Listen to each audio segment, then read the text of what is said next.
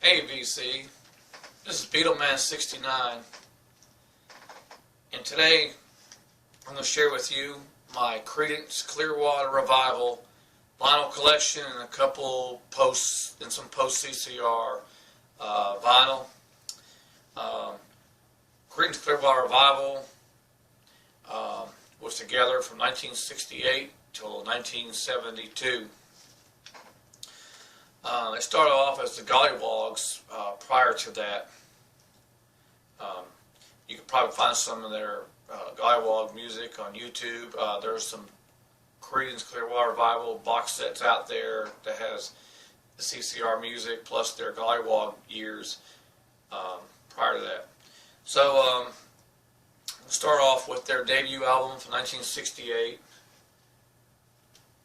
Creedence Clearwater Revival, self-titled.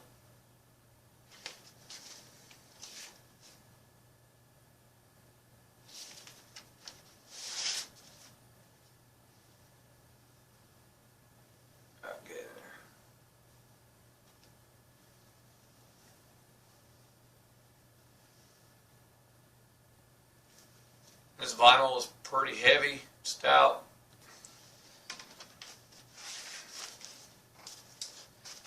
Alright.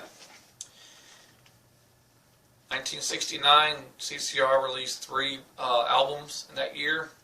Their first one was Bayou Country.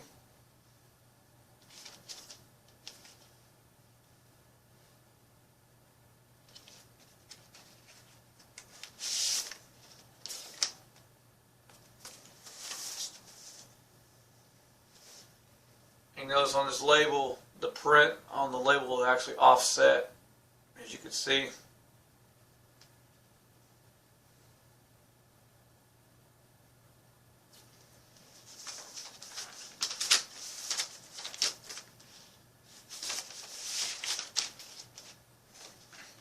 Their second album from 1969, Green River.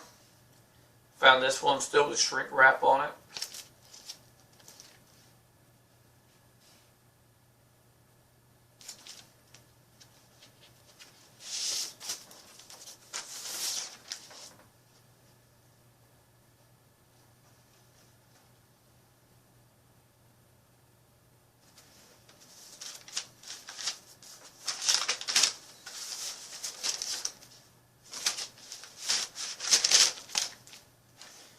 Final album from 1969, Billy and the Poor Boys, which is a great album.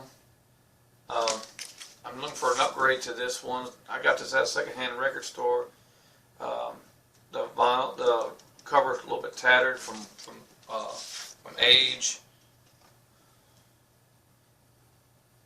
and I didn't find out till later on that there's a vinyl defect in the, you probably won't be able to see it in this, like little bubbles in the vinyl when they made it. Well, I got this in Florida. I didn't know until I got back here. So, oh well, I'll find another copy on eBay, I'm sure. 1970, Cosmos Factory, probably their best album. A lot of great songs on it.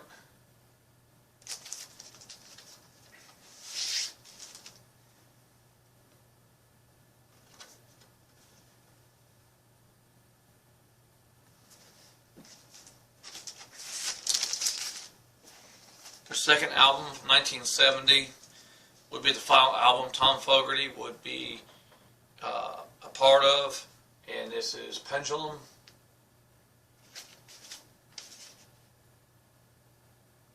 And I'd like to talk about this back cover. Tom Fogerty left the band in 1971. Him and his brother were really having it out on creative differences and overlooking Tom Fogerty's writing and whatnot. So Tom split the following year. But you notice in his back cover that John, Stu, and Doug are together in the doorway. Tom is in the window, as if he was saying that he was separating himself from the band, which he did. Also, it was the only CCR album with a gatefold, studio album wise. And you notice here, you see the Stu, John, and Doug facing forward, and Tom side profile. Maybe he was indicating that he was separating himself from the rest of the band, that he wasn't a part of them anymore, wouldn't be a part of them anymore. That's just my interpretation.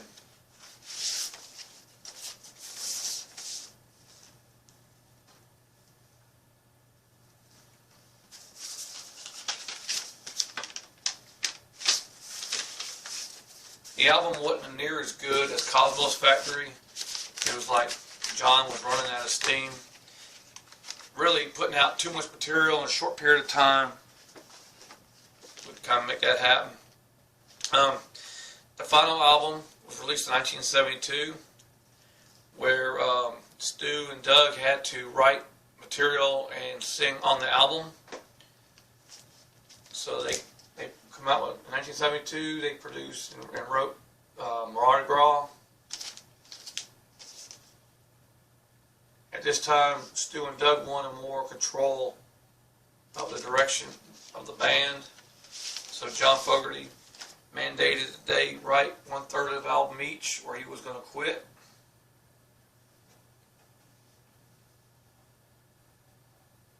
And this vinyl is kind of flimsy, unlike their previous albums where the vinyl was heavy.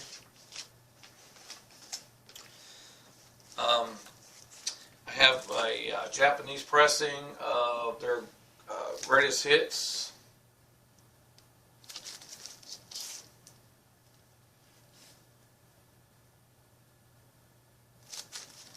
And the covers like paper with just like a loose lamination.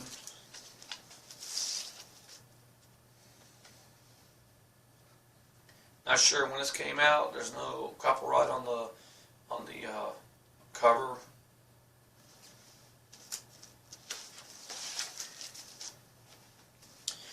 Found this at a thrift store, and it was made by K-Tel back in the 70s. 20 super hits.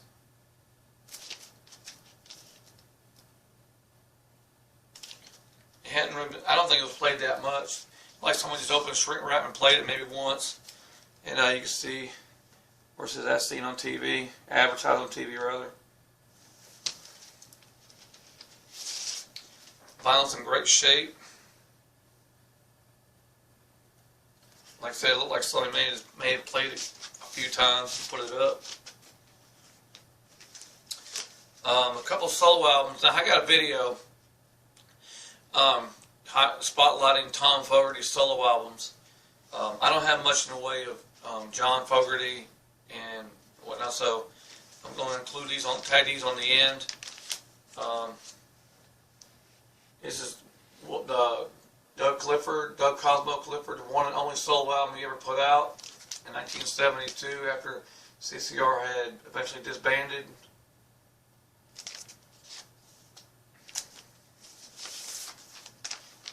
This thing's in really great shape.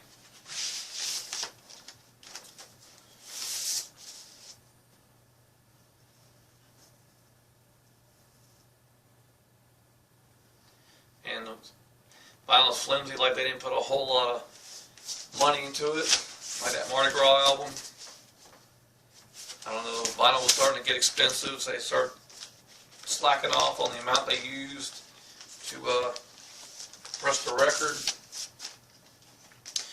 And this is a John Fogerty solo album. I got to put my glass on to read just a little print, but it's called John Fogerty. It was released in 1975 on Asylum. This is a later pressing. Notice the pesky barcode, and this is on Fantasy.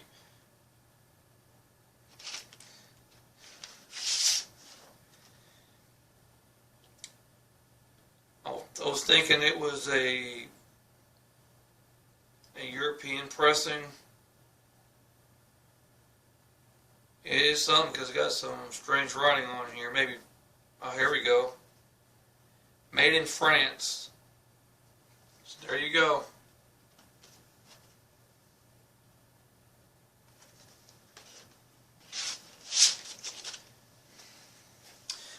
some CCR solo, I'm sorry, CCR 45 I'd like to go over real quick. Bad Moon Rising, back with Lodi.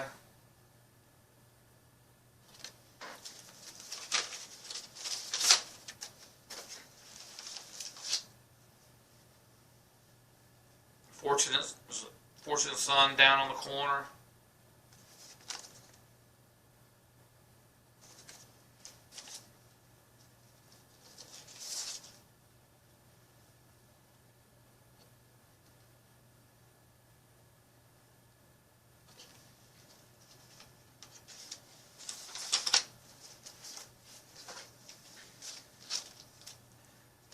Run Through the Jungle up around the bend. Take these off.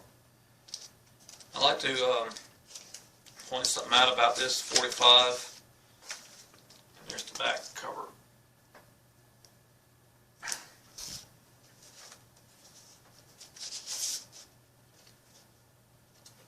Up around the bend. And on the back, a misprint.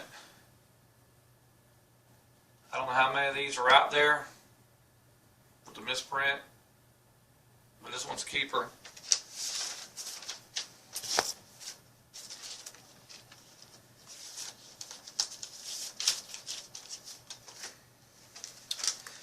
Okay, we got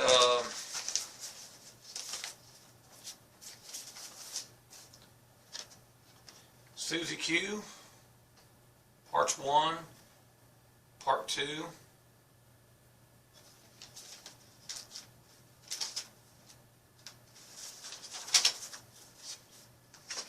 I just hate it when radio stations won't play the whole entire song. They want to edit it down. So annoying. You may have Looking Out My Back Door. As long as I can see the light. That song there, to me, it sounds like a New Orleans type influence. There's 45 they put out in 1971. Sweet Hitchhiker. And Stu Cook's first song he ever wrote, Door to Door. Both of these songs were on the Mardi Gras album. I guess they're just added to the tail end of it. And one John Fogerty solo 45 I have on Asylum Records from his self-titled John Fogerty LP, Rockin' All Over the World, back with The Wall.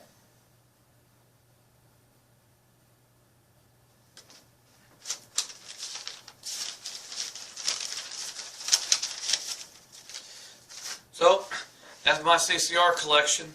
Thanks for watching.